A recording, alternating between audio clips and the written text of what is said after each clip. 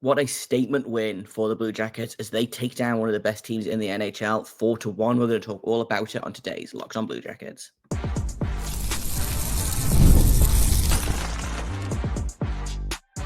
You're Locked On Blue Jackets, your daily podcast on the Columbus Blue Jackets, part of the Locked On Podcast Network, your team every day. Hello and welcome to Locked On Blue Jackets, part of the Locked On Podcast Network, your team every day. I am, as always, your host, Jay Foster, here to give you the good, the bad, and the ugly about your favorite team and mine, the Columbus Blue Jackets. Before we get started, I want to thank everyone for making this your first listen of the day, every single day. And I also have to let you know that today's episode is brought to you by Game Time. Download the Game Time app, create an account, and use code LOCKEDONNHL for $20 off your first purchase. So last night's game happened. That was a lot of fun. I'm not gonna lie, I did not have a ton of faith in this team to get it done, but hey, they sure did. Like I said at the top, like statement win, massive game from Kent Johnson, massive game from Elvis Merzlikins. I don't know that the Jets looked quite as fierce as they did when they were in Nationwide. Near the beginning of the season. That was obviously the loss that kicked off that 6-game losing skid last time. Honestly, I fully assumed that Blue Jackets would be on the wrong side of a 4-game losing streak after last night, and so that'll teach me to not have faith in my team, I guess. But I want to talk about the game. I want to talk about Kent Johnson. I want to talk about Elvis Merzlikins. I want to talk a little bit about Cole Sillinger, and I also want to talk about Monahan a little bit. So lots of names to get through. Let's kick things off. Like I said, statement win for the Blue Jackets. It was very, very, very close for a long time. I believe it was 0-0 after the first period. Jets scored a power play goal because, of course, they did, because the Blue Jackets decided to take a bajillion penalties, because they always do. Although, in fairness, I think they killed off the first 3. I think this was actually the 4th power play that the Jets had, which, again, gotta stop taking so many penalties. Please, for the love of God, stop taking so many penalties. But I'm just trying to pull up. So they took 3 in the first period and then 4. So this might actually have been the 5th penalty that the Blue Jackets took. Or, well, okay. One of those was a coincidental minor. So yeah, the fourth penalty that they took, which happened to be the last penalty that they took, was the one where the power play goal went in. And if I'm not mistaken, I'm trying to do math on the fly here. They almost killed it off as well. Like, the penalty was taken at 10:07 and the goal was scored at 11:51, which means there was 20 seconds left in the penalty, 18 seconds left in the penalty. So, like, so close to a clean sheet of penalty kill. But credit where it's due, the penalty kill looked much better. Got a little hairy at times, as it often does. The Jets in the 7.5 minutes of power play time did get 7 shots on goal during that. So, like, on average, a shot a minute is not, like, the worst it could be. It did get a little hairy at times, but a much better penalty kill effort than we've seen in previous games, which shocked me because Winnipeg has one of the best power plays in the league. Like, I don't think they're clipping along at like a 45% rate that they were the last time these two teams faced off against each other, but I do believe they are still, upwards of 25%, which for a power play is pretty darn good. Okay, so the second in the league right now, they're at 27.9%, or excuse me, 29.1%. Third in the league. I had the wrong thing open. So, like, again, they've really come down to earth. Not to take credit away from the Blue Jackets, because I do think they all played really, really well in this game. However, this was not the same team that the Blue Jackets saw in Nationwide Arena at the beginning of the year. Same goalie, mostly the same team. They've changed a few things up. I believe one of their big defensemen is out with injury. I don't think anyone else that key was missing in this game. Like, Mark Scheifele, I think, is the rumor is that he's struggling with an injury at the minute. Here we go, the roster report. Who is scratched for the It's not going to tell me. That's fine. Oh no, here we go. Scratches. Willi Heinle, David Gustafson, Dylan Coughlin scratches. So they're not missing anyone. Adam Sandberg, I believe, is on IR right now. So he was out, but like that was the only piece that wasn't in the lineup the last time these two teams faced off against each other. So like they were always going to come down from that like insane start that they had, but I still think it's pretty impressive for the Blue Jackets to a really solid road win, which is not something you can say a lot about. The Blue Jackets, they do hate to win on the road. They are, I believe, that's only their fourth road win of the season. They're 4-9-2 now. They added 3 more road losses just previous to this in Vancouver, Calgary, and Edmonton. The good news is that they don't have to go back to any of those rinks this season, so it's mostly fine. But really, really solid road win for the Blue Jackets. They continue to kind of learn as they go, I think, is a kind way to say this. But they have 27 points on the season now, and Winnipeg, coming into the game, they had 25. So Winnipeg had a 15-point difference on them. Winnipeg has 40 points. They were the first team in the league to hit 20 wins. But the Blue Jackets made sure they did not hit 21. So you love to see it. And like this is still a very, very good team, is the other thing. Like coming down from where they were before, from being outrageously good to merely very, very good, like they're still one of the best teams in the league. And so I still think the Blue Jackets should be really, really proud of what they accomplished in this game. Because like I said, that was a statement win. It would have been really easy to come into this, especially on the back of like getting shut out in Calgary, getting kind of fleeced in Edmonton. That's not the word I want, but it'll do for now. And then, going up 2-0 and having a dominant first period against the Canucks, almost having 2 very dominant periods against the Canucks until we won't even talk about the Elvis incident in that game. 5 unanswered goals for the Canucks to win 5-2. Like after those 3 games to come in, it would have been really easy for them to kind of come in and just kind of limp through this. It's the last game on the road trip. They're going back to Nationwide. They have a home game on Tuesday. Like it would be really, really easy for them to just kind of give up, and they didn't. They decided to finish strong. I saw someone being like, "Well, we shouldn't give them credit for 4 out of a possible 10 points on the road in this road trip." But like honestly, I was kind of expecting 0 points. So hey, the bar is on the ground, but it is what it is. Anyway, great win, great team win.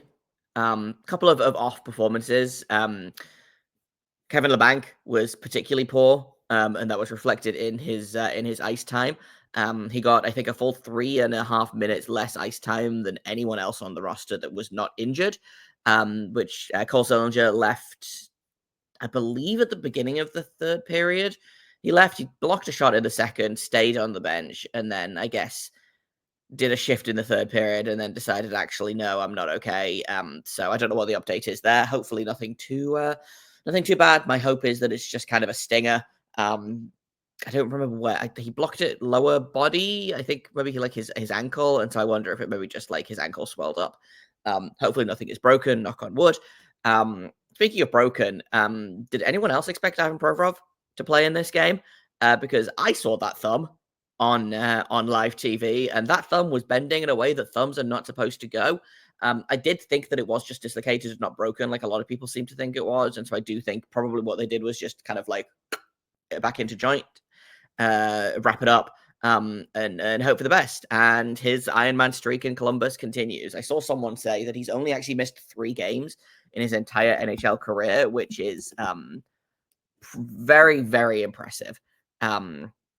I'm just going to see if I can corroborate this before just kind of taking that at face value. But yeah, he played 82 games in his first 3 seasons, 69 during the first COVID year, 56 during the second COVID year, and then missed 3 games with the Flyers in 21-22.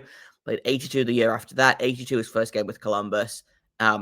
And now he's 27 for 27 so far this season. So yeah, in his career, out of a possible 644 games, he's played 641 of them. So like that's pretty darn impressive, you know. And he was fine again last night. I probably think he didn't play as much. Well, okay, I've just looked at the ice time, actually. I was like, he probably didn't play as much as he probably usually would have, but he played 23 minutes with a potentially broken thumb. It's not broken. It's like freshly relocated, but like that can't feel good. She played just over 23 minutes and was fine. I don't think he was as good as he's been recently, but he also wasn't a complete disaster that he's been in the past either. So like, you know what? For a guy with one functional thumb, I'll take it. But like beyond Kevin Labanc, like I said, who played I think 8.5 minutes and got caved in his entire usage, everyone else was mostly fine. I thought Dante Fabro had a really rough night in the possession metrics. He only created half an expected goal, 0.65 expected goals, and allowed 2.1. So uncharacteristic night off for him.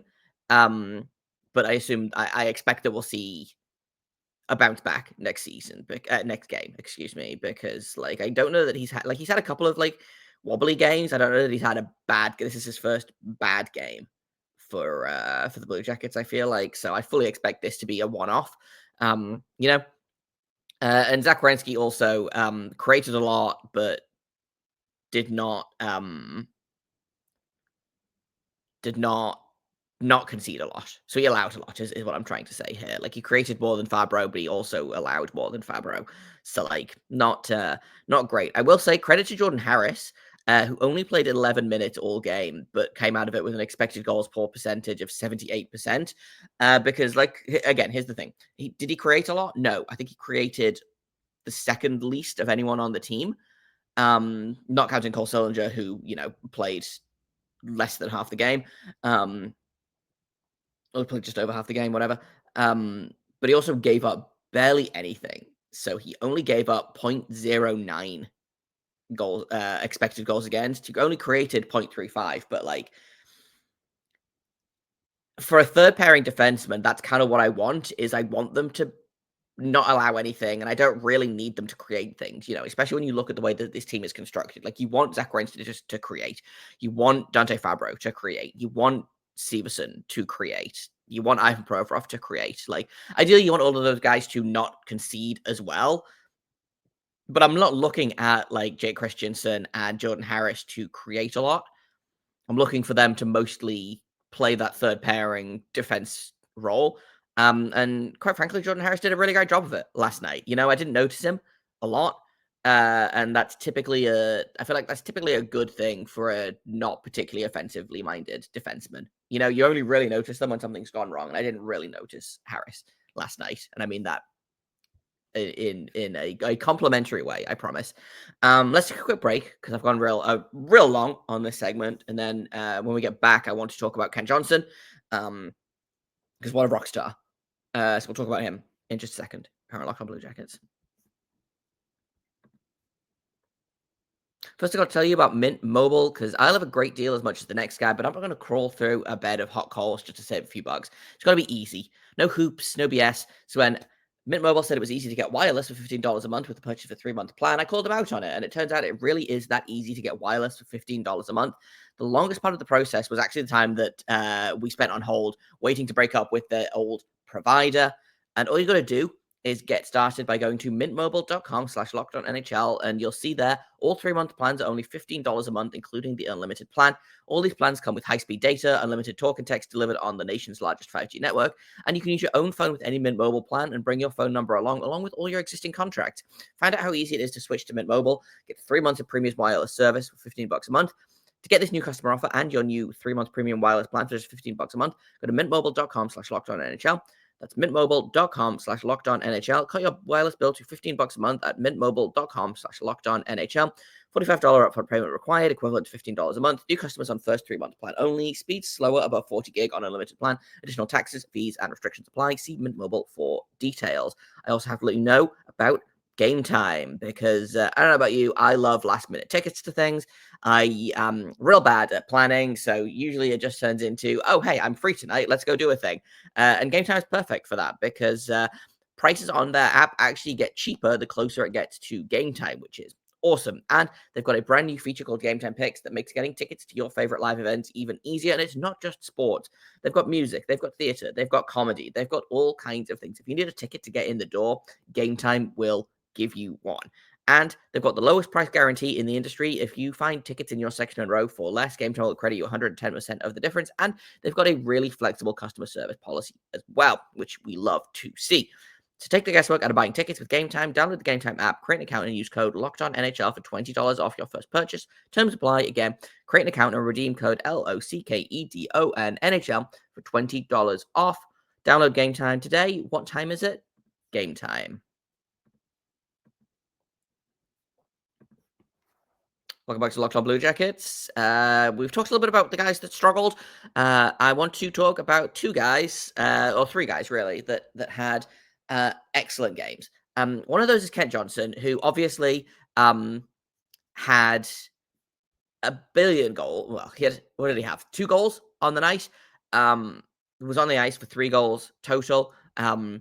So I believe that's every even strength goal that was scored, he was on the ice for. Plus 1 power play goal. So he was on the ice for 3. He was on the ice for 3 out of the 4 goals that the Blue Jackets scored, and not on the ice for the single Jets goal. So he's already up to a winner there. The Blue Jackets outshot the other team 16-7 when he was on the ice. Shot attempts were 25-14 in his favor, and he had a 55% expected goals for percentage, which, while not top, was still extremely, extremely good. Again, you add in that 2 goals on the night. Just a real masterclass of a performance from Kent Johnson. Like, and it feels like he's getting better every single game as well. Like, I keep thinking that he's hit kind of his peak, and then I watch him play and I'm like, oh no, like, he's still going, he's still got it, and it's really, really so much fun to see.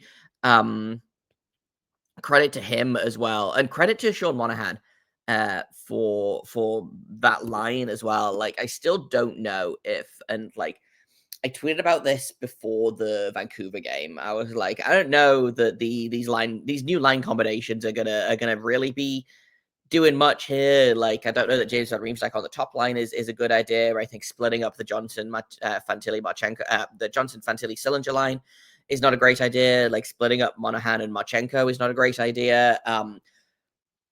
Marchenko, it looks like it's just going to keep creating no matter who is there. There was a really great tweet that I just saw prior to recording from Jeff Svoboda, Jackets Insider. CBJ started the season with Monahan centering Chinikov and Marchenko, and it was really good.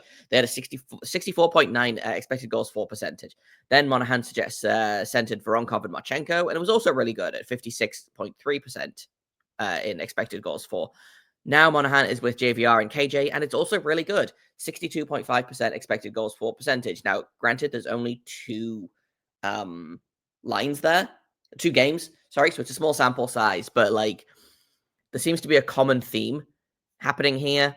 And when you look at expected goals percentage, like, they've dropped off a little bit, but they're still creating at an extremely high rate. Like, 64% is outrageously good. Like, there are some lines that are creating crazy amounts, but if you take it to like try and take the small sample sizes out of it, so like minimum 80 minutes played, give or take. Chinikov, Monahan, Marchenko are 8th in the league, and if you go to lines that have played like 100 minutes or more, they jump all the way up to 6th. There's only 5 lines that have a better expected goals for percentage than the Chinikov, Monahan, Marchenko line. Obviously, Chinikov's out at the minute, but like, Marchenko has been Monahan has been really, really good for this team, and I think that he and Kent Johnson really hit it off last night. And I do think it's because there's something of Johnny Gaudreau in Ken Johnson's game, and I've been thinking this for quite a while, and I think I've mentioned it on this show on and off. Like, just the way he enters the zone, the way he commands the puck, the way he just kind of like dances around the offensive zone. Like, I don't know, there's just something Gaudreau like about him, which is so much fun to see. And so I'm not surprised that he and Monahan have really hit it off, because Monahan played some of his best hockey with Gaudreau, and that was going to be the whole thing. But I do really want to see what a Johnson Marchenko Monahan line might look like. I think that would be a ton of fun. I'm not convinced by JVR being on that top line. I don't think he has the foot pace to keep up with the other two. And I don't know that he offers anything really like game breaking for that line. But if it keeps working, and it worked last night, then I can see them sticking with it. I'll be interested to see what happens. We don't know what's going to happen with Cole Sillinger. Obviously, he left due to injury. I haven't seen an update about him yet. And Chinikov, I think, is close to returning. So we'll see. We'll see what happens. They are due back in Columbus today. They're probably there already. I don't know that they'll practice today because, getting back from a long road trip. But tomorrow we'll probably see what the lines are going to look like. Hopefully you see Chinikov back out on the ice. He didn't travel with the team.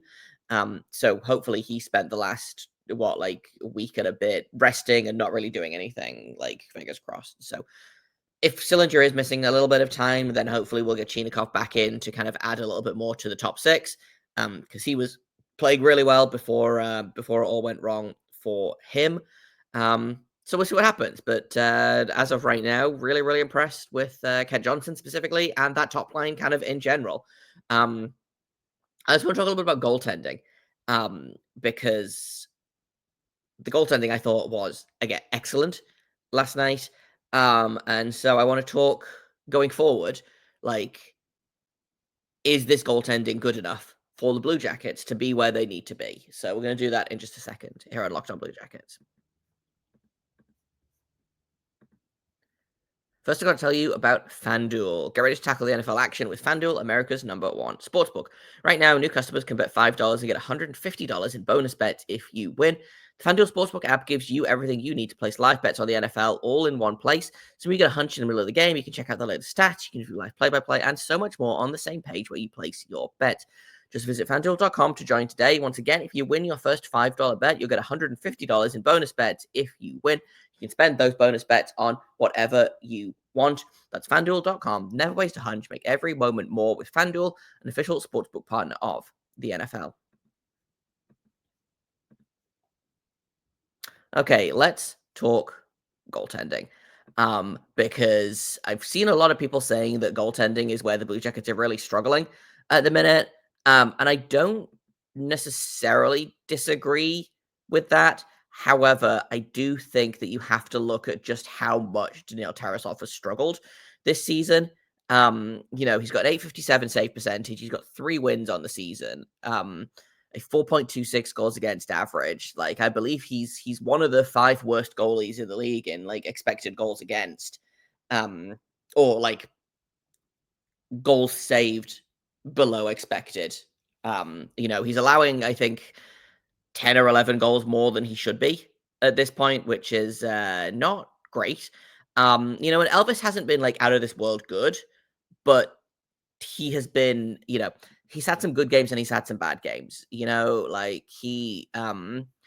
was good again. He was really good against Calgary. He was good against Chicago. He was really good against Calgary the first time these two teams played. Not great against Vancouver. 4 goals on 16 shots. And had that massive I said I wasn't going to talk about it, but we're going to talk about it. Just that absolute blue screen brain fart. Where he saw Zach Werenski going to get the puck and decided, actually, no, I'll get the puck. Tried to clear it, bounced off a Canuck, who just immediately just was like, oh, I'll take this. I'll put it in the net, keep it safe. And honestly, that was the turning point of the Vancouver game for me. If that doesn't happen, then the Blue Jackets win that game, and I will not be convinced otherwise. But he was good he was really good again last night in Winnipeg. Had a 960 save percentage, 1 goal allowed on 25 shots. And those were high quality shots as well, I believe. In all situations, there were 14 high danger shot attempts. for the Jets versus like the 6 that the Blue Jackets had. So like it's not like he didn't earn that victory. You know, he was really, really good last night. I just hope that he can keep it up. But again, I want to talk about Elvis specifically in terms of like what the Blue Jackets need from their goaltending, because and I think this answer changes depending on like what you think the Blue Jackets are. You know, are the Blue Jackets a playoff team? Are the Blue Jackets a team that is going to kind of probably be in the mix for a wild card and fall out and you know miss out slightly? That's my best bet. So currently they are sitting 24th in the league right now. In terms of points, if you flip that to points percentage, which is probably a little bit more accurate, they continue to be at 24th, but they are playing 500 hockey, which is what teams from 18 to 24 are doing, and they've played fewer games than everyone else who is playing 500 hockey. So Seattle, New York, Islanders, the Blues, and the Flyers are all playing at 500 as well, but they've all played more games than the Blue Jackets. So, like, the Blue Jackets are about where I expected them to be. Like, my hope is that the Blue Jackets draft somewhere between 10th overall and 16th overall this season. Like, I don't think they're going to make the playoffs, and they'll probably be sellers at the deadline. But I think that they're going to be better than a lottery pick, you know, which is kind of the direction that we wanted them to go in this season before everything happened. And I still think it's the direction that we want them to go in. You know, I'm tired of lottery picks. I'm tired of doing all of this draft research. I would love for them to draft someone between 10 and 16 that is not going to be like looked upon to save the franchise in the way that the last handful of draft picks have been, you know. They do have a second first round draft pick this year. It belongs to Minnesota. It's top 5 protected. My guess is it's probably going to be somewhere between like 16 and 24. You know, so they could have 2 picks in the top 20 of the first round, which will be fun. Unless they decide to flip it for help elsewhere. I don't know. That's a whole other thing. But like, if you look at the Blue Jackets in terms of like, if you look at the Blue Jackets in terms of what this team is versus what this team should be, versus like basically where do you see this team in terms of, is the goaltending dragging this team down? And like probably yes, a little bit. They do have the 30th lowest goals against per game in the league. And then when you flip to save percentage, they are in fact tied for the worst save percentage in the league with the Colorado Avalanche, who have really been struggling. But again, I feel like it's not taking into account like how bad Tarasov has been, because again, if Tarasov is as good as Elvis, like they're still not top half of the league. But Elvis has what, an 893 right now, I think, or an 894. Something around about there. So they'd be hovering at around about 23rd or 24th in the league in save percentage if they were getting the same performance from Tarasov as they are from Elvis. So, like, I don't think it's helpful to look at team save percentage and say that this team is struggling. Do I think that the goaltending could be better? Sure. Am I looking for kind of, let's say, you know, am I looking at them to have the same kind of save percentage as the Minnesota Wild, who have a team save percentage of 926? Absolutely not. You know, the goaltending needs to be better for sure. But I'm not sitting here like, man, the goaltending is really dragging this team down. And I think Elvis has been inconsistent this season, but not in a way that is kind of frustrating. Because what I've learned is, and what I've seen mostly this season is either the goaltending shows up or the offense shows up, you know? So if the goaltending doesn't show up, then more often than not, the Blue Jackets have managed to, and especially this was like early on in the season as well, like more often than not, the Blue Jackets managed to outscore their goaltending woes. You know, and if the offense didn't show up, more often than not, the goaltending was good enough to cover that. You know, like I think about the 2-0 win over the Islanders, for example.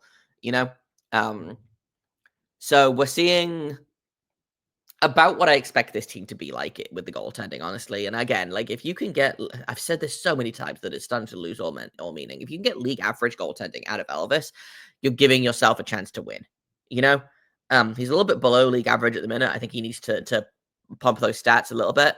But the problem, or like the biggest problem I have with Elvis, is that he's either really, really good or really quite bad, like, and he's having more good games than bad games, but like 4 goals on 16 shots against Vancouver is not good enough. Like there was the Tampa Bay game where, hey, they ended up winning, but also he had an 800 save percentage. Like, and those are the stats that's really kind of dragging his average down. Like I said, he had a 960 last night, a 750 the night before that. Like, if we could get somewhere in the middle of like consistent like 900 to 905 goaltending from Elvis, like I would be just the happiest person alive, honestly. And I do think if the goaltending improves, I do think this team might be able to sneak into a playoff spot. They're currently, I think, 2 points out of the second wild card, but again, they have games in hand on basically everyone between them and that wild card spot. So like, it's not out of the realm of possibility, you know. So we'll kind of keep an eye on that. I would love to see goaltending improving, but as of right, like I'm mostly happy with what we're seeing with the goaltending. There are nights where I'm like looking at it and I'm like, man, this sucked. But for the most part, I'm like, yeah, no, this is about what I expected, and this is about where the team is based on what's happening, and this is about where I expect the team to be. So like the goaltending I think could be better, but it's not out of line with like where the rest of the team is, I don't think. Surely I am sure people will disagree with that, but that's kind of how I feel right now. Maybe that'll change as we get kind of deeper into the season. It's only December 9th after all. But mostly, like I spent a lot of time kind of harping on the things that I didn't like about this game. But like overall, I thought that was a really good game. Again, statement win. Ken Johnson, monster. Sean Monahan, great. Elvis, really good. Like it was a good solid team game, led by a couple of individuals, and that's really what I needed to see from the Blue Jackets after 3 poor performances. I needed to see this. Can they keep it up when they get back to Nationwide? I hope so, because the Blue Jackets are, I believe, the best team at home this season. Just based on, let me pull up the standings real quick. Like there are other teams have like more wins at home, but the Blue Jackets are 8-3-1 at home. Like the only other teams that are really kind of in that conversation are the Hurricanes, who are 10-3 at home. Toronto is 12-4 at home. Winnipeg is 9-3 at home, which I think makes it all the more impressive. Dallas is 11-2 at home. Vegas is 10-3. LA is 10-2-1 at home. Calgary is 10-3-1 at home. But for the most part, other teams are like about average or worse at home. Like we gave the Canucks only their 4th home win of the season the other night. So like that's what was more frustrating about that loss, was like this team can't win at home to save their lives, and you hand them a loss like that. But whatever. Anyway, Blue Jackets are one of the best teams in the league at home, or like they are certainly in the top 10 at least. And so I'll be interested to see what happens when they get back to Nationwide, because historically speaking, this season, they've been really quite good at Nationwide. They're playing the Flyers for the first time this season. Flyers are having a real weird season. They're kind of, again, hovering with the Blue Jackets. They're at 500. They're kind of hovering around that wild card spot. They're 12-12-4 on the season. They are scoring fewer goals than the Blue Jackets and allowing more goals than the Blue Jackets. But also they've got that Matvei Michkov kid, so it'll be interesting to see Michkov versus Fantilli. 2 guys that were drafted in the same draft, and I saw a lot of people saying, well, picking anyone over Michkov was a mistake. So I'm sure we'll talk about that, and we'll talk about it on tomorrow's episode, actually, because I'm running out of time for today. But we'll see how the Blue Jackets do when they get back home. Thank you for listening to this episode, making your first listen of the day every single day. Locked On Blue Jackets is free and available on all podcast platforms, on YouTube, and just Google Locked On Blue Jackets. You can find us there. I've been Jay Foster. You can find me on Twitter at _Jacob Foster, JKOBFORSTEI. You can find me on Blue Sky without the underscore. You can find the show at LO_ on _ Blue Jackets on Twitter, but not Blue Sky yet. We are working on it. And if you have comments, questions, criticisms, you can email me at lockedonbluejackets@gmail.com. Once again, we'll be talking about the Philadelphia Flyers in tomorrow's episode. So until then, make sure you stay locked on.